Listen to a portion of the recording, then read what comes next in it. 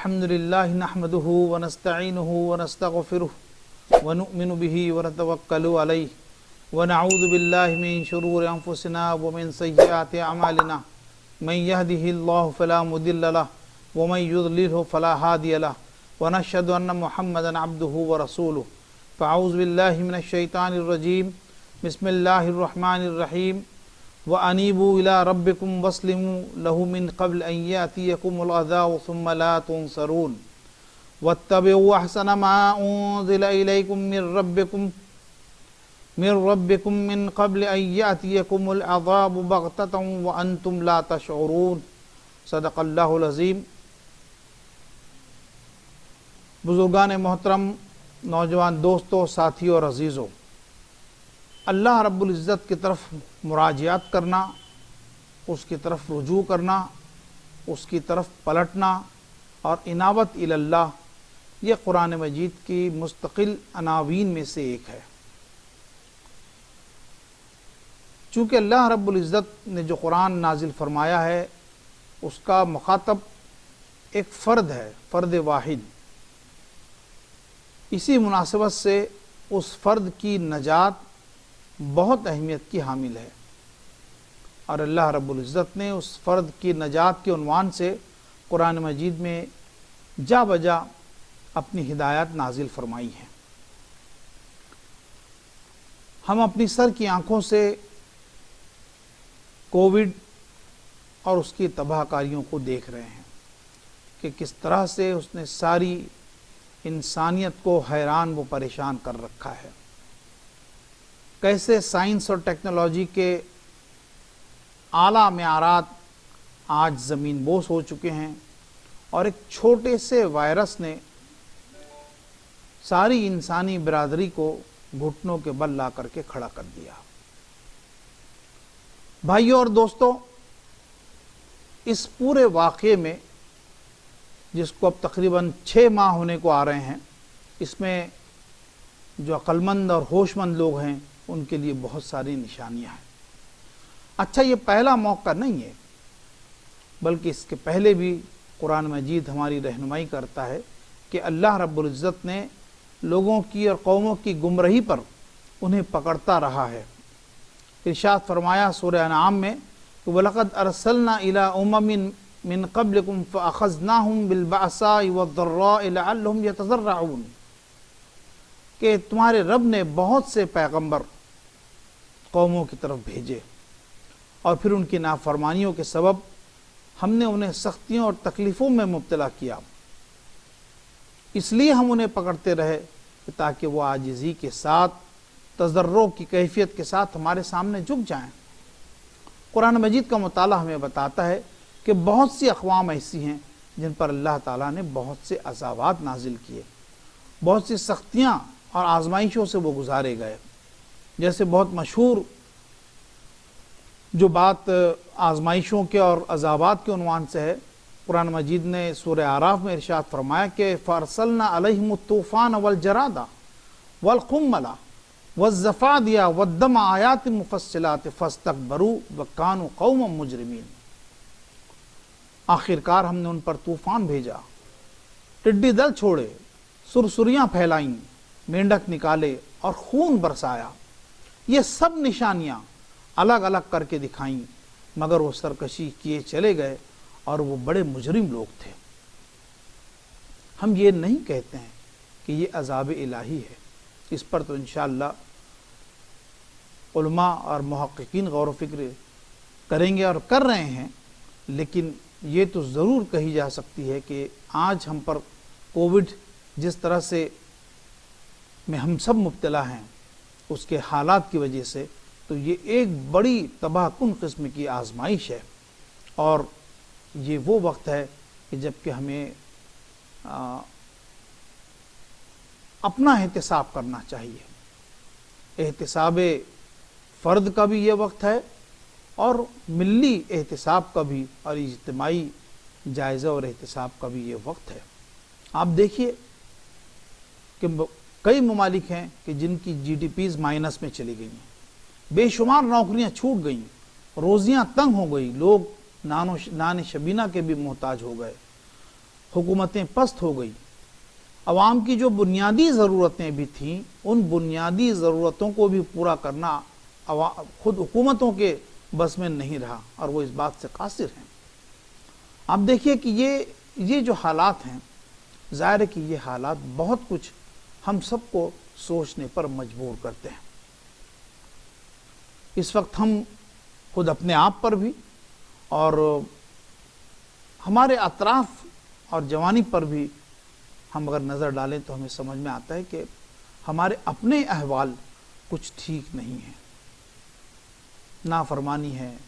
गुनाहों का इर्तिकाब है। मकसद ज़िंदगी कि क्यों अल्लाह रब्बुल इज़्ज़त ने इस दुनिया में हमें भेजा है, ये ज़िंदगी क्यों अता फरमाई है, इसका कोई एहसास नहीं है। आपसी सरफुटवल, आप देखिए कि ये जो आपसी सरफुटवल का मामला है ये हर जगह है, ख़ानदानों में है, छोटी न्यूक्लियर फैमिलीज़ जो हैं उनके दरमियान है, ज़ौजैन के दरमियान है, दो बिरादरियों के दरमियान है, दो कौमों के दरमियान है। इन आपसी सरफुटवल ने हमें बहुत मजबूर और मखहूर कर दिया। भाइयों, सही बात यह है कि ख़ुद मिली हैसियत से भी हमारे दरमियान जो इंतशार है, जो इफ्तराक है, इसने हमारा गोया दिन का चैन और रात का सुकून छीन लिया। हमारे आमाल की वजह से आज हम पकड़े जा रहे हैं। ज़िंदगी के तई हमारा जो अप्रोच है, उस अप्रोच ने हमें कमज़ोर कर दिया। इस अप्रोच को ठीक करने की ज़रूरत है। अल्लाह रब्बुल इज़्ज़त ने जो बेशकीमत ज़िंदगी अता फरमाई है, उस बेशकीमत ज़िंदगी को कीमती असासा समझकर, अच्छा मिसाल के तौर पे कि अगर सहरा का सफ़र दरपेश हो और एक पानी का मुश्किज़ा हो, तो क्या हम ये अक्लमंदी करेंगे कि उस पानी के सिर्फ़ एक मुश्किज़े को इस्तेमाल इस तरह से करें कि हम उससे हाथ मुंह भी धोएं, पैरों को भी धोएं, जबकि हमको ये पता है कि ये एक मुश्किज़ा हमारे सहरा के पूरे सफ़र के लिए नाकाफ़ी है। ज़ाहिर है कि नहीं करेंगे। उसी तरह से ये जो ज़िंदगी अल्लाह ने अता फरमाई है, इस ज़िंदगी को कीमती असासा समझकर उसके लम्हे लम्हे को बहुत खूबसूरत तरीके से इस्तेमाल करें, हुस्न अमल का मुजाहरा करें। ये अल्लाह रब्बुल इज़्ज़त अपने बंदों से चाहता है। इस पूरी कायनात की जो तदवीन उसने फरमाई है, तंजीम उसने फरमाई है, और उसमें इंसानों को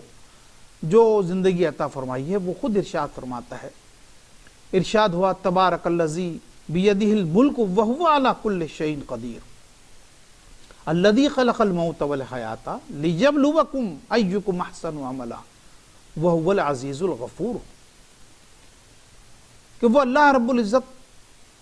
जिसकी बादशाही हर तरफ है, हर सू है, वो बड़ी बरकत वाला है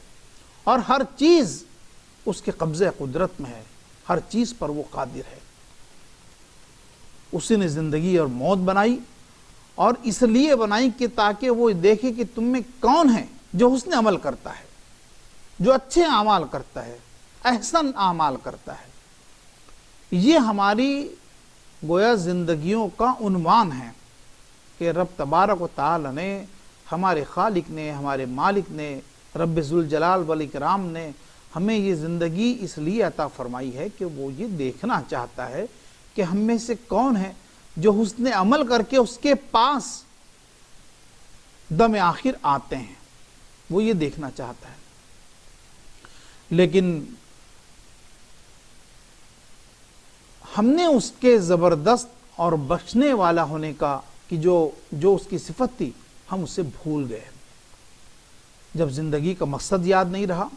अल्लाह रब्बुल इज़्ज़त ने क्यों हमें ये ज़िंदगी अता फरमाई है, वो याद नहीं रहा, तो फिर अब तो चले जाइए भटक भटक, जिधर रास्ता मिल रहा है, जिधर सब तरफ दौड़े चले जा रहे हैं, उस तरफ हम भी चले जाएं। ज़ाहिर है कि एक मुस्लिम, एक मोमिन और मिल्लत इस्लामिया के फ़र्द होने की हैसियत से ये हमारे शायान शान नहीं है।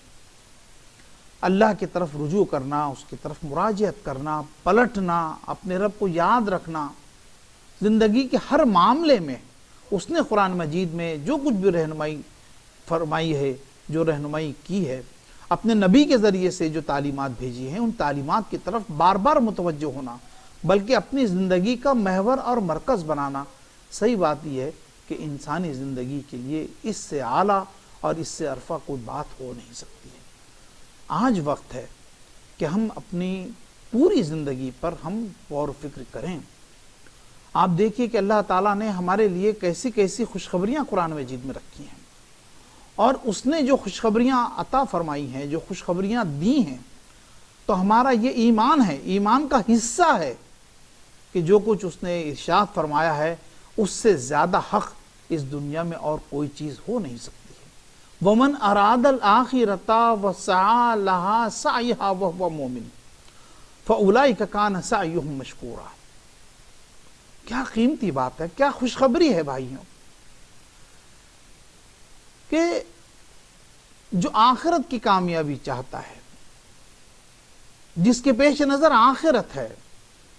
اس آخرت کو حاصل کرنے کے لیے وہ کوشش کرے، ویسی کوشش کرے کہ جیسا کوشش کا حق ہے، اور وہ مومن، اور وہ مومن بھی ہو، تو اللہ رب العزت اس کے لیے خوشخبری دیتے ہیں کہ فَأُولَئِكَ كَانَ سَعْيُهُمْ مَشْكُورًا۔ ایسی ہر کی جانے والی کوشش، کاوش، محنت، جد و جہد کو اللہ رب العزت مشکور فرمائے گا، اللہ کے حضور قابل قبول ہوگی۔ ہم دیکھیں کہ اس پہلو سے ہم نے اپنے آپ کو ویسا نہیں بنا پائے ہم کہ جیسا بنانے کا حق ہے۔ بھائیوں، ساتھیوں، بزرگوں، آج یہ وقت ہے کہ ہم حالات کی سنگینی کو سمجھیں۔ یوں تو عام حالات بھی ہوں یا خاص حالات ہوں، کبھی بھی انسان کی زندگی کا کوئی بھروسہ نہیں ہے،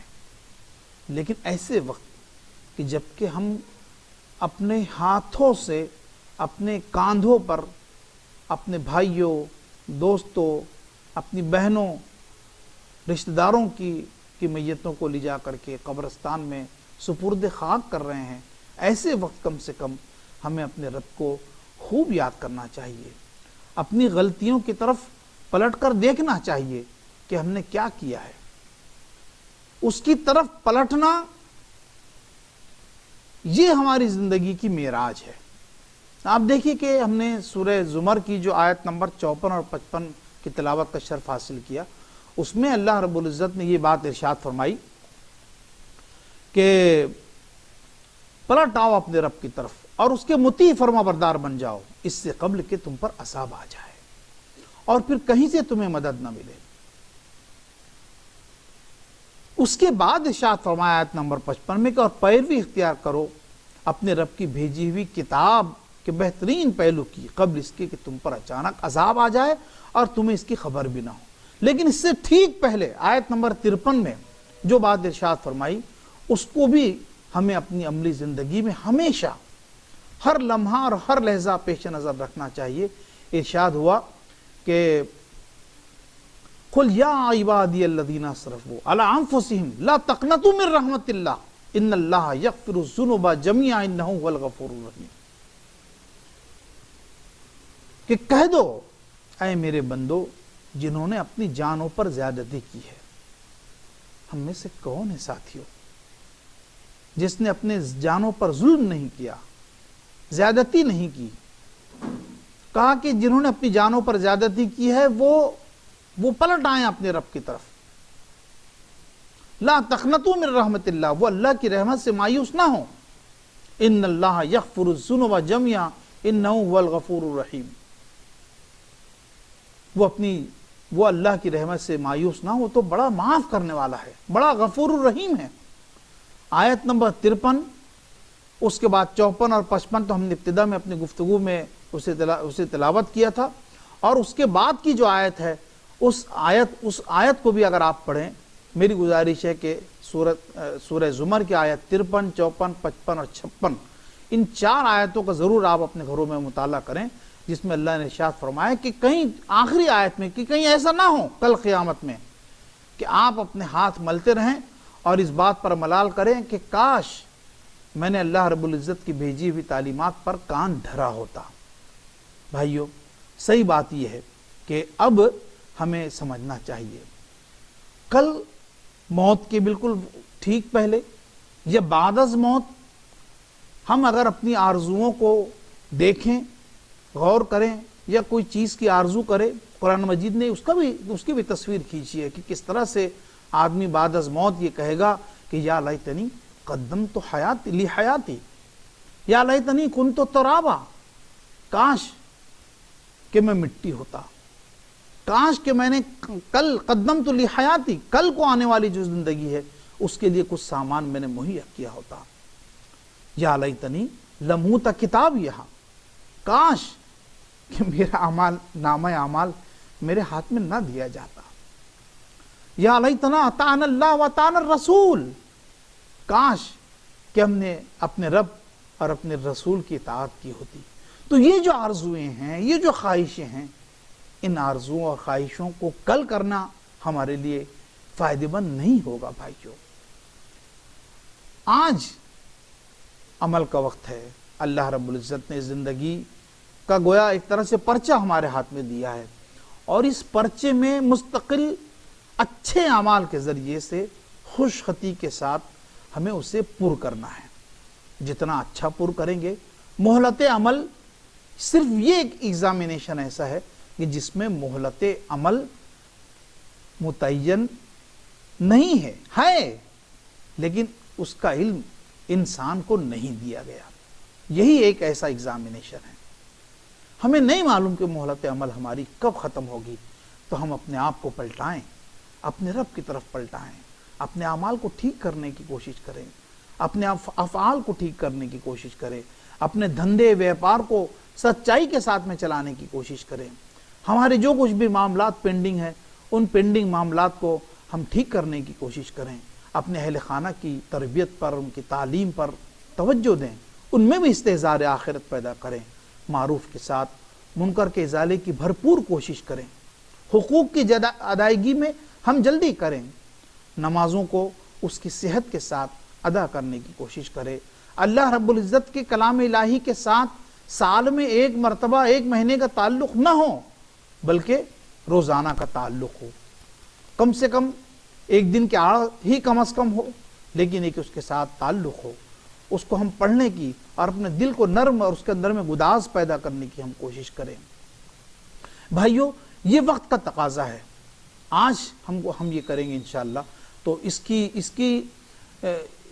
کی جزا کل قیامت میں ہم پائیں گے۔ اسی کے ساتھ ساتھ ہم نے یہ جو مہم شروع کی ہے ممبئی میٹرو کی سطح پر، اس ممبئی میٹرو کی سطح پر یہ بھی بہت ضروری ہے کہ ہمارے آس پاس جو لوگ دوست ساتھی رہتے ہیں، جن سے ہمارے تعلقات ہیں یا نہیں بھی ہے، تو بہت سے برادران وطن میں نیک اور سعید روحیں ایسی ہیں کہ ہم ان کے پاس پہنچیں اور زندگی کا صحیح ڈائمنشن ان کے سامنے پیش کریں، زندگی کا کنسپٹ صحیح کیا ہے جو قرآن مجید پیش کرتا ہے اسے ان کے سامنے پیش کریں، اور حالات بتا کر کے اگر ہم ان کو یہ دعوت دیں کہ دیکھو تمہیں اپنے اصل رب کی طرف، رحمان رحیم کی طرف پلٹنا چاہیے، تو میں آپ سے یہ عرض کرنا چاہتا ہوں کہ بہت سے لوگ ہیں جو آپ کی اور ہماری دعوت کے اوپر میں ضرور لبیک کہیں گے۔ بھائیوں، یہ وہ وقت ہے کہ جب لوگ سننے کے موڈ میں ہیں، لوگ سمجھنا چاہتے ہیں، اس لیے کہ وہ سب اپنی سر کی آنکھوں سے سائنس اور ٹیکنالوجی کی اتنی معراج کے باوجود وہ یہ محسوس کر رہے ہیں کہ ایک چھوٹے سے جرثومے نے ان کی زندگی کو گویا پونس کر کے رکھ دیا، تو وہ سمجھنا چاہتے ہیں۔ تو آئیے ہم سب مل کر کے یہ کوششیں کریں، ایک جانب ہم خود کو بھی اپنے رب کے حضور لے آئیں، اس کی طرف ہماری انابت کی کیفیت ہو، اس کی طرف پلٹنے کی کیفیت ہو، توبہ اور استغفار ہو، دوسری جانب جس چیز کو ہم حق سمجھتے ہیں اس حق کو ہم برادران وطن تک بھی پہنچائیں، ہماری وطنی بہنوں تک کے اس بات کو پہنچائیں اور انہیں بھی آمادہ کریں کہ وہ بھی اپنے رب کی طرف پلٹیں۔ وما علینا الا البلاغ۔ اقول قولی ھذا واستغفر اللہ لی ولکم ولسائر المسلمین والمسلمات انہ هو الغفور الرحیم۔